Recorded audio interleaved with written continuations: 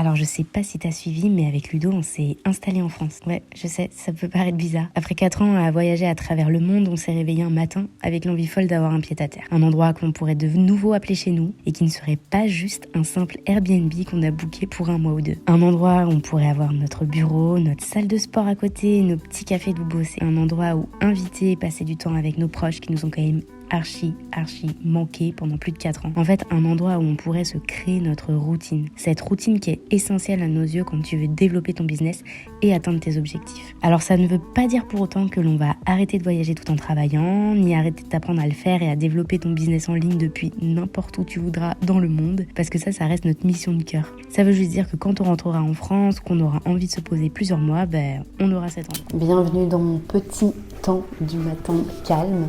Un petit café pour commencer la journée et mon 5 minutes journal. Je sais pas si tu connais le 5 minutes journal, mais pour t'en parler rapidement, moi en vrai ça m'a un peu changé la vie, pourtant ça paraît tout con. Mais le 5 minutes journal en gros c'est juste un cahier où tu as des questions à l'intérieur, où tu vas dire de quoi tu es reconnaissant aujourd'hui, tu vas le remplir tous les jours, de quoi tu es reconnaissant aujourd'hui, qu'est-ce qui pourrait rendre ta journée cool, et puis tu peux écrire une affirmation. Tu remplis une fois le matin, une fois le soir, et le soir tu vas dire quels ont été les highlights de ta journée et qu'est-ce que tu as appris aujourd'hui. Je dis que c'est des questions qui paraissent un peu bêtes entre guillemets, puisque quand tu les lis comme ça tu te dis qu'est-ce que ça change quoi de faire ça. Moi le fait de le faire tous les matins là et tous les soirs, ça fait que même dans une journée complètement pourrie, le fait d'aller chercher ce qui ont été les highlights ou les bons moments de ta journée, parfois c'est des trucs un peu ridicules, tu vois. Et du coup, même quand tu passes une journée de merde, et Dieu sait qu'il en arrive quand tu es entrepreneur, quand tu es à ton compte, qu'il y a bien évidemment des hauts et des bas, et bien le simple fait d'écrire des petits highlights de ta journée ou des petits moments qui t'ont fait du bien, il y en a toujours au final, et de te poser la question de qu'est-ce que j'ai kiffé aujourd'hui, en fait ça fait un bien fou, ça te fait voir le positif dans une journée qui peut être toute pourrave quoi. Enfin je trouve que c'est vraiment top comme système. Des exemples de petits highlights que tu peux avoir dans une journée bien pourrie, ça peut être juste le simple fait qu'il y ait du soleil aujourd'hui, qu'il fasse beau, ou que tu te sois réveillé, je sais pas, en bonne santé, enfin tu vois, des trucs comme ça, ou que tu aies appelé un proche, ou des petits trucs à la con comme ça qui font que tu vois le positif aussi un peu dans une journée toute claquos. Bon, maintenant que j'ai fait ça, on va parler du fameux sujet. Hier, on a annoncé dans notre newsletter et sur Instagram qu'on s'installait en France. Oui, alors si t'as pas vu ça sur Insta ou dans la newsletter, si t'es pas encore abonné, déjà abonne-toi. Et du coup hier on a annoncé ça, donc je me suis dit ce matin, je vais commencer ma journée par tourner cette vidéo et répondre aux commentaires qu'on a eu et aux MP qu'on a eu. Je m'attendais pas du tout à ça. J'avais un peu peur d'annoncer ça parce que c'est quand même un gros changement. Ça fait 4 ans qu'on voyage un peu non-stop. 4 ans qu'on n'a pas de chez nous, 4 ans qu'on vit dans des Airbnb. Donc forcément c'était un changement parce que je me suis dit, les gens qui nous suivent, ils nous suivent aussi pour le côté voyage et tout ça. On n'a pas décidé de complètement s'arrêter de voyager, loin de là. Mais l'idée c'est d'avoir un pied à terre parce qu'on a commencé à en ressentir le besoin après 4 ans à vadrouiller de gauche à droite et surtout à pas avoir de chez nous en fait. C'est pas tant le voyage qui nous a fait prendre cette décision, c'est vraiment le fait de, quand on rentre en France, de pas avoir de chez nous, de devoir galérer à trouver des Airbnb. En plus à chaque fois on rentre l'été, du coup ça coûte une blinde, Et du coup on l'a annoncé hier, pluie de commentaires en fait. Donc moi je me stressais à me dire ouais peut-être que les gens ils vont dire ah ouais super j'arrête de te follow parce que ça m'intéresse plus que vous allez faire peut-être, tu vois. Je me suis dit ça, vous nous connaissez depuis 4 ans, on a démarré ce compte il y a 4 ans quand on a commencé à voyager, donc je me suis dit c'est peut-être la fin d'un truc. Tellement de réactions, là il y a plus de 100 commentaires auxquels je dois répondre, j'ai aussi des MP dans tous les sens auxquels je dois répondre et j'en ai profité, je me suis dit tu sais quoi, je vais faire une FAQ, toutes les questions que vous avez sur l'emménagement, ça je vais y répondre un peu plus tard. Là je suis en train de lire des commentaires et du coup je vais vous en lire quelques-uns parce que c'est quand même giga intéressant les retours qu'on a eu sur cette annonce. En fait on a eu pas mal d'anciens grands voyageurs, d'anciens digital nomades qui nous ont écrit en disant mais c'est marrant parce que moi aussi j'ai eu cette réflexion, donc là il y en a un, c'est ça. C'est marrant, nous aussi ces réflexions nous sont venues après 4 ans de nomadisme. On dirait un chiffre clé. On avait besoin d'un endroit to call home pour se ressourcer en notre voyage. Après 5 ans de full nomadisme, on s'est finalement basé à Montréal et on est vraiment mi-nomade. On essaie de retrouver le meilleur des deux mondes. Et nous, c'est clairement clairement ce qu'on veut faire, c'est-à-dire on n'a pas envie de totalement arrêter de voyager, c'est pas le but. On a adoré tout ce qu'on a vécu pendant 4 ans et on a réussi à se construire cette liberté qui est incroyable de travailler d'où on veut en fait, tout simplement. Et l'idée c'est pas de se dire ok je m'installe et j'arrête complètement de profiter de cette liberté, puisque cette liberté on l'adore. C'est juste en effet d'avoir un endroit qu'on peut appeler chez nous et de savoir que quand tu rentres, que t'as un endroit qui est à toi, avec tes affaires. Moi là mon rêve ultime c'était ça, c'était d'avoir mes propres meubles, d'avoir mes meubles, d'arrêter de trier mes fringues là pour qu'elles rentrent dans mon sac à dos, d'avoir des affaires, enfin voilà, tu vois, on grandit et moi je pense, tu vois, les proches, au bout de 4 ans, quand tu les vois à peine ou que tu les vois une fois par an, rapidos, et que t'as 15 000 trucs à rattraper, c'est pas facile, hein. Quand tu loupes des événements, les mariages de tes potes, quand tu loupes les naissances et que tu rentres et l'enfant il a 4 ans, tu te sens un peu mal, hein. Et des messages comme ça, il y en a plein en fait. Il y en a plein et ça me rassure un peu dans cette phase qu'on a vécue et qu'on assume totalement, hein. Mais ça me rassure de me dire ok c'est trop cool, on est plein à avoir vécu ça et on va pouvoir se comprendre quoi. Parce que ça c'était un peu le souci, c'était de se dire est-ce que les gens vont comprendre ce truc, tu vois. Pour tout le monde voyager c'est un rêve en fait, c'est un rêve qui est parfois pas facilement atteignable et nous en fait on stoppe ça en mode on en a marre les gars pour l'instant. On en a marre. Tu vois, il y a d'autres messages, c'est ça. C'est très compréhensible. Moi aussi, un chez moi fixe me manque pour faire ma déco, stocker mes affaires ailleurs que chez papa-maman. Savoir que j'ai un endroit refuge si besoin. En fait, je pourrais jamais répondre à tous les commentaires. C'est trop chou, mais je m'attendais pas du tout à en recevoir autant et autant de love en fait d'un coup, genre que bah voilà, les gens sont contents pour nous en fait, de savoir qu'on est content et que c'est la bonne décision pour nous quoi. Ah, Famille Nomade Digitale, ils nous ont dit félicitations, ça se fête, vous verrez, avoir une base pour revenir entre 2 voyages, ça change la vie. Nous avons vécu 8 ans en mode SDF et j'avais peur que le fait d'avoir un logement nous enchaînerait à un lieu, mais en fait pas du tout. On part et on revient quand on veut. Et on sait que quoi qu'il se passe, nous avons un chez nous qui nous attend. Merci beaucoup pour ce message, c'est trop chou. Je suis trop touchée par tous les messages qu'on a reçus. Cette compréhension-là, je m'attendais tellement pas à ça. Bref, sur ce, je crois que je vais aller me doucher. Ce midi, ça part en avocat tofu, faire une genre de salade. Si mon avocat n'est pas complètement pourri, il est pourri. Ah là là là là. Ah, il est bien mieux. On va partir sur lui, hein. Alors, j'ai oublié de vous dire que si Ludo n'est pas dans cette vidéo, c'est normal. Il est déjà parti. Ça fait 1 semaine qu'on a emménagé. Il est déjà parti au Portugal, et plus précisément à Porto. Bon, moi de mon côté, je suis à Porto, comme on peut voir derrière. J'ai profité, je suis avec ma famille juste ici. J'ai bossé, donc j'ai profité qu'il soit là pour bosser un petit peu le matin. Même si Jeanne est en plein emménagement, je ne l'ai pas quitté. C'est juste qu'en termes de date, c'est un mauvais timing. Mais je suis là pour le week-end avec ma famille et je profite. Donc voilà, même si on est installé, c'est pas pour autant qu'on va pas voyager. Et donc voilà, il fait très beau.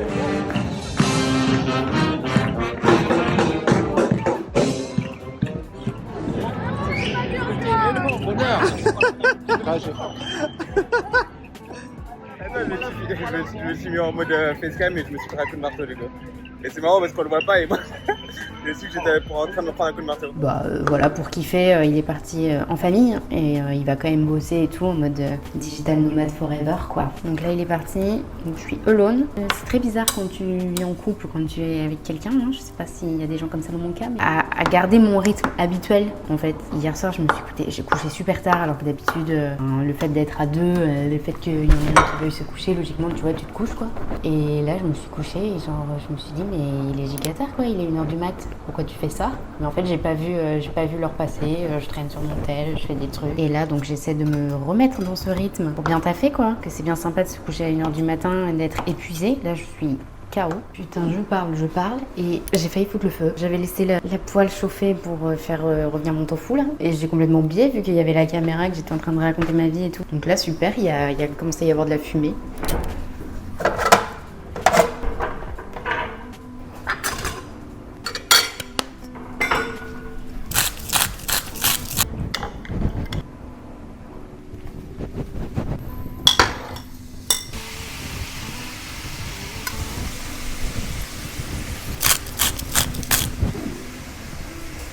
Non mais attendez, je viens de bugger là. J'étais en train de ranger, vous vous rappelez mon avocat pourri d'il y a officiellement 2 minutes. Pourquoi il y a 2 noyaux genre dans cet avocat? On va partir sur lui, hein.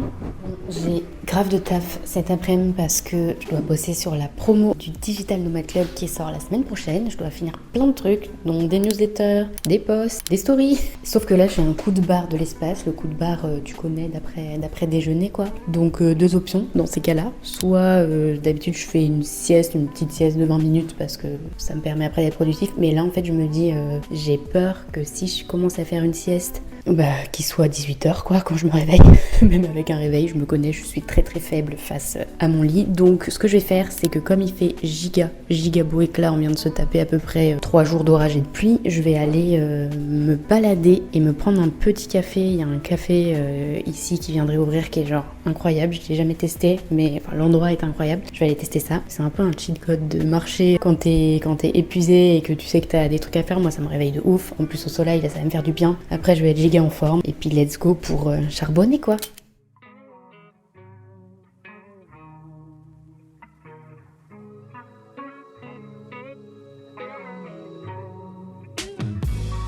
That's all my girl.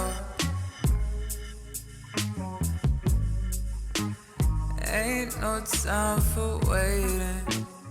You've used all your patience, love. That's all my girlfriend. You've been sick of us. We came out of lust. I said, baby. On est vendredi, il fait 40 degrés. Non, j'exagère, il fait 30 degrés au moins. Et j'ai chaud. Et j'ai mis trop de trucs dans ma to-do. Je vais pas y arriver. Oh, pourquoi j'ai fait ça? We can't keep on faking. We can't keep on faking lies. I said, baby. Je suis éclatée. Je viens de finir ma to-do, je suis comme défoncée. Est-ce que ça t'arrive aussi ce genre de truc ou ce genre de moment où t'es tellement concentré dans ce que t'es en train de faire, t'es tellement à fond que tu vois pas le temps passer, tu vois pas les heures passer et en fait quand tu arrêtes de bosser, t'es genre j'ai l'impression que ça m'a pris toute mon énergie. Je peux même pas me lever, je peux même pas aller chercher un verre d'eau alors que je pense qu'il faudrait que je boive de l'eau, tu vois. Bref, je réponds à la FAQ demain. Toi, ça ne te change pas grand chose. Je vais aller me reposer. You can't keep on lying. Girl, you need some motivation in your life. You know what saturation's going white. I wish you should know fragrance. Allez, je me pose et je réponds à toutes les questions que vous nous avez posées sur pourquoi on a décidé d'emménager en France, parce que c'est vrai qu'on sait que c'est une annonce qui peut paraître un peu étonnante. Ça fait 4 ans maintenant qu'on voyage et qu'on n'a pas de chez nous. Je pense que la première question et la plus importante, c'est pourquoi on a fait ce choix. Alors c'est ce que j'expliquais un peu dans notre post Insta, mais si tu l'as pas vu, va le voir déjà. Mais en gros, avec Ludo, on a voyagé pendant 4 ans. C'était vraiment une expérience qui a été incroyable. On a appris à voyager et travailler un peu d'une manière qu'on ne connaissait pas avant. C'était juste une expérience pour nous qui est inoubliable. C'est pas une nouvelle page qui se tourne, pour nous en tout cas. L'idée c'était, ce qu'on a ressenti en fait, on a ressenti tous les deux un besoin à un moment. Alors moi la première, d'avoir vraiment un chez nous. Un truc qu'on pourrait dire ok c'est chez nous. Parce que quand tu voyages comme ça tout le temps non-stop, il y a un peu un truc fatigant, tout le temps de devoir déménager, de tout le temps de devoir trouver des endroits où tu te sens bien, des endroits dans lesquels tu peux travailler efficacement. Couple, voyage, plus travail, voilà. Sur le long terme ça peut être épuisant. Et ça on l'a jamais caché, on l'a toujours dit et c'est pour ça qu'on conseille vraiment à tout le monde de rester longtemps dans des destinations pour se créer des nouvelles routines et de rester vraiment le plus longtemps possible pour pouvoir être productif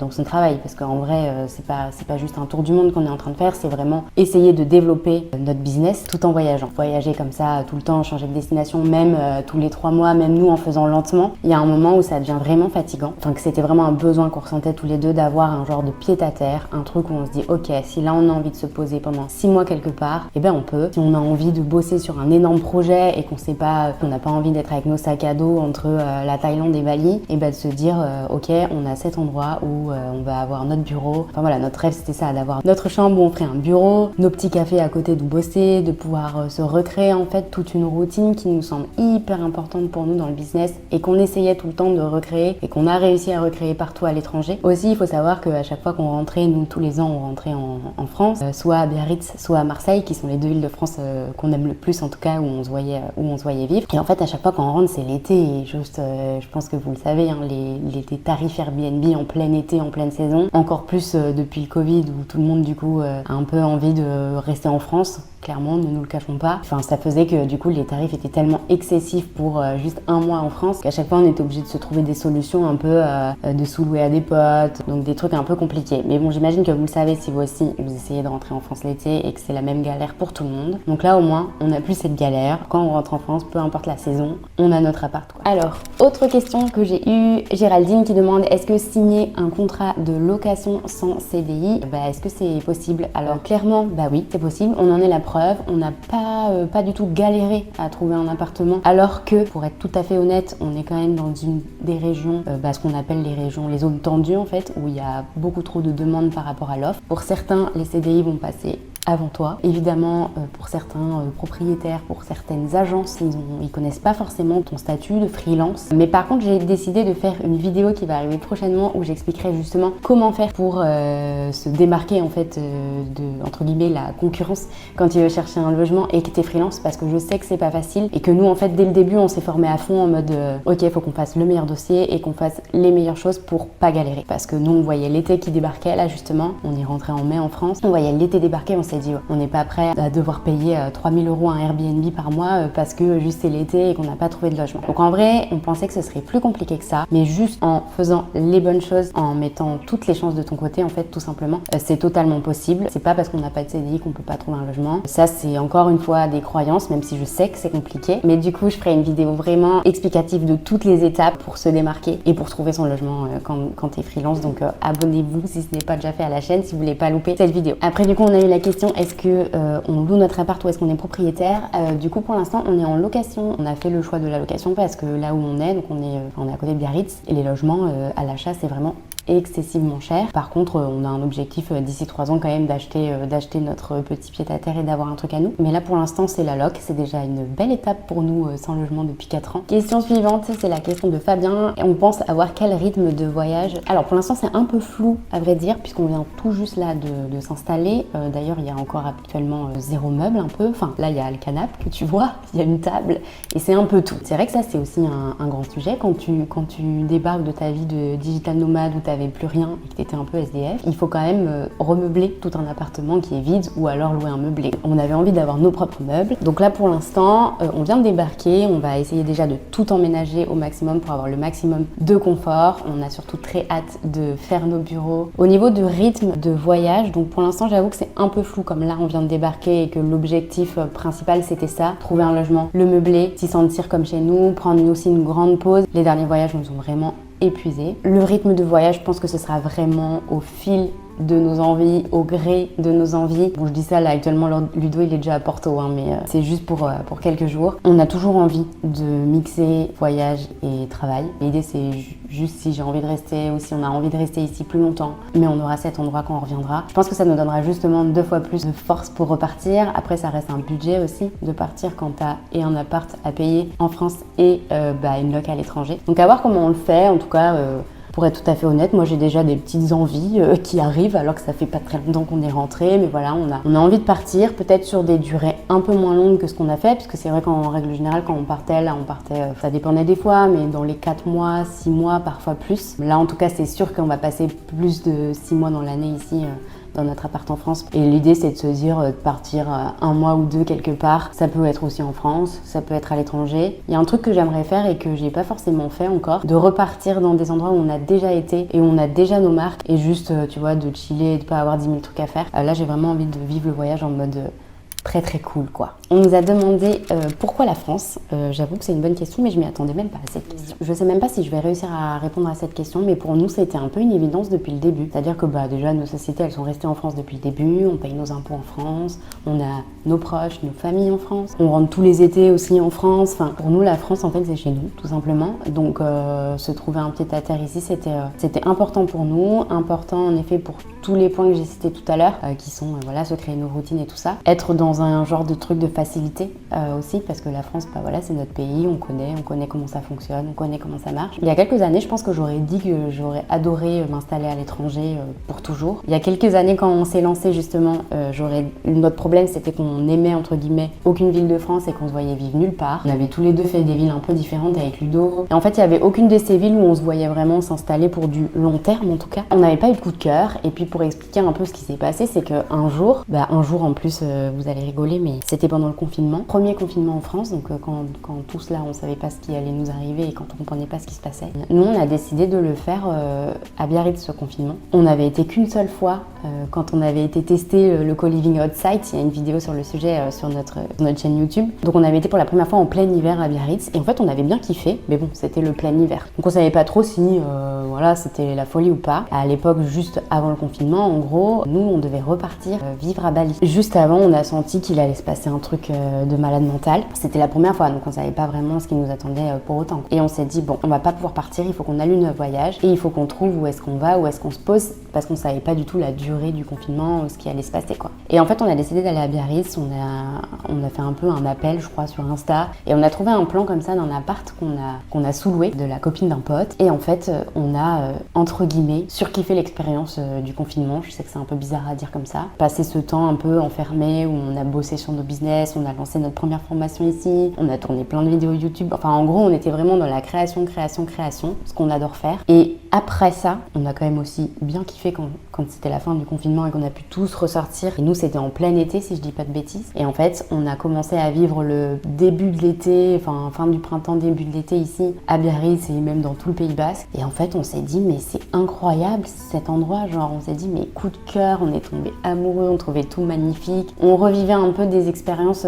qu'on avait vécues à l'étranger, tu sais, des sensations, des émotions. Et du coup, on s'est dit, mais en fait, je crois que c'est là qu'on veut vivre. Et on s'est toujours dit, plus tard, on viendra vivre ici. Donc pour nous, tu vois, c'était grave une évidence de venir s'installer ici. Et en fait, c'était aussi très rassurant de se dire, on a un endroit qu'on aime en France. Parce que nous, c'était notre problème avant et je sais que c'est le problème de plein de gens parce qu'on en parle souvent. J'ai eu des coups de cœur partout à l'étranger. Il y a plein d'endroits où je me voyais vivre. Mais c'est vrai que j'ai pas envie forcément d'avoir la vie pour l'instant d'un expat ou quoi. J'ai envie d'avoir mon petit confort, d'être proche de mes proches. Proche de mes proches, c'est bizarre comme phrase. Mais après 4 ans, en les ayant vus vite fait et tout, t'as un genre de déclic aussi parfois qui se passe et t'es en mode, voilà, j'ai envie de passer du temps, plus de temps avec mes amis, plus de temps avec mes proches et tout. Et voilà. Et c'est ok quoi, c'est pas un souci. Bon, dernière question de Mélie. Pour vous, comment choisir le bon endroit, la bonne ville à long terme pour ce nouveau départ? Comme je le disais tout à l'heure, pour nous, c'était une évidence de venir à cet endroit-là quand on l'a découvert et de vivre à cet endroit-là parce que c'est un endroit dans lequel on se sent vraiment bien, on se sent apaisé. On trouve que les paysages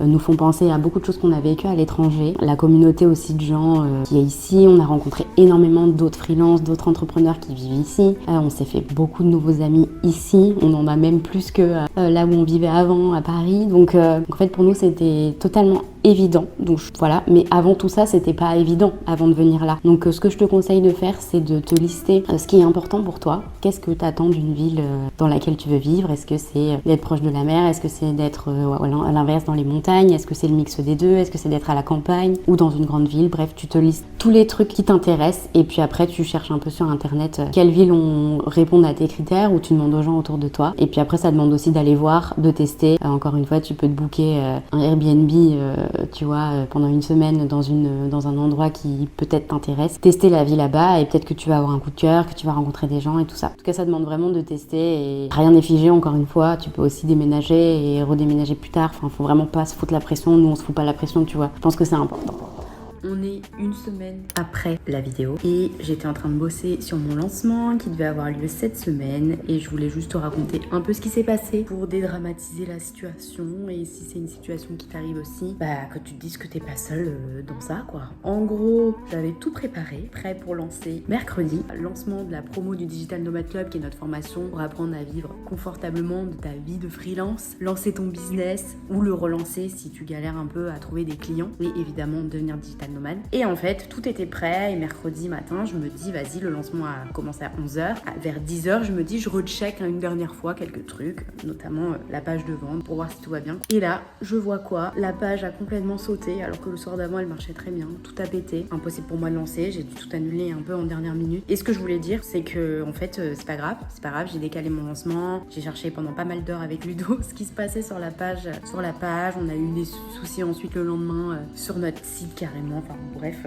des galères, je t'en passe à essayer de chercher pourquoi ça ne marchait pas et comment on pouvait régler la situation. Chose qu'on n'a pas réussi à trouver. Et en fait, je voulais juste te dire que c'est ok en fait. C'est pas grave. J'ai décalé mon lancement. J'ai eu le temps de refaire ma page de vente sur du coup complètement autre chose. J'ai fait directement sur Podia si jamais ça t'intéresse pour éviter justement qu'il y ait ce genre de soucis puisque là j'arrive même plus à faire des modifs sur mon site et tout, donc bref, l'enfer. Mais bon, c'est pas une excuse pour pas faire ce lancement, c'est pas non plus une excuse pour décaler ou quoi, enfin c'est juste se dire ok, j'accepte qu'il y ait des difficultés, ça arrive toujours dans l'entrepreneuriat, il y a toujours des hauts, des bas, toujours des trucs qui t'arrivent au moment où il faut le moins que ça arrive, c'est-à-dire que moi mon site il marche depuis des mois et des mois sans souci, mais le jour où je veux lancer évidemment il me fait n'importe quoi. Ça m'arrive aussi, ça arrive aussi à Ludo, ça nous arrive tous. Dans ces moments-là, juste accepte, avance, rebondis, trouve des solutions et voilà quoi, c'est la joie de l'entrepreneuriat. Donc bref, mon lancement est décalé à la semaine prochaine. Peut-être que tu verras cette vidéo en même temps, mais je suis même pas sûre, je pense que ce sera déjà fini. En tout cas, n'hésite pas à regarder les liens en description pour tout ça et cette fois-ci, je te dis vraiment